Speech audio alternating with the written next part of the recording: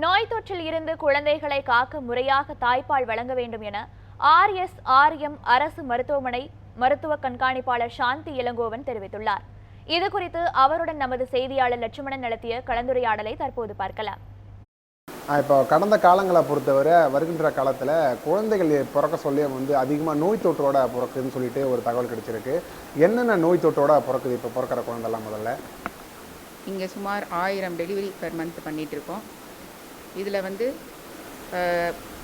முக்கியமான விஷயம்னா இங்கே மிகவும் சிறப்பாக அனைத்து மருத்துவர்களும் பணிபுரிவதால் தாய் மற்றும் சேய்க்கான சிகிச்சை முறைகள் மிகவும் சிறப்பாக இங்கு அளிக்கப்பட்டு வருகிறது. இந்த தருணத்தில் பிறந்த குழந்தைய என்ன மாதிரி நம்ம பாதுகாப்பாக வச்சுக்கணும் அப்படின்றதுக்கான ஒரு சில டிப்ஸு இந்த செய்தி மூலமாக தெரியப்படுத்த விரும்புகிறேன்.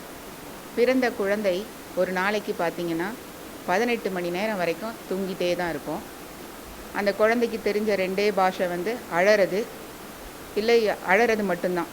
அழுவும் இல்லைன்னா சிரிக்கும். என்ன அதுக்கு தொந்தரவு அப்படின்னு குழந்தையால் வாய் திறந்து சொல்ல முடியாது.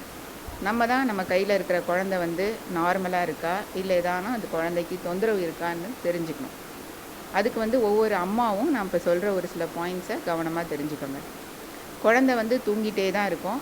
பால் குடிக்கிறதுக்கு மட்டும்தான் எழும், இல்லை யூரின் மோஷன் வரப்போ அழும். இது மட்டும்தான் பண்ணும்.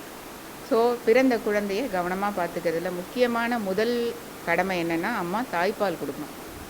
2 மணி நேரத்துக்கு ஒரு தடவை குழந்தைய குழந்தை தூங்கிட்டு இருக்கு மேடம், பால் குடிக்கவே மாட்டேங்குது அப்படின்லாம் சொல்லாமல் குழந்தைய எழுப்பி கையை காலை சுரண்டி அந்த குழந்தைய எழுப்பி தவறாமல் உட்கார்ந்த நிலையிலிருந்து கரெக்டாக பால் கொடுக்கணும்.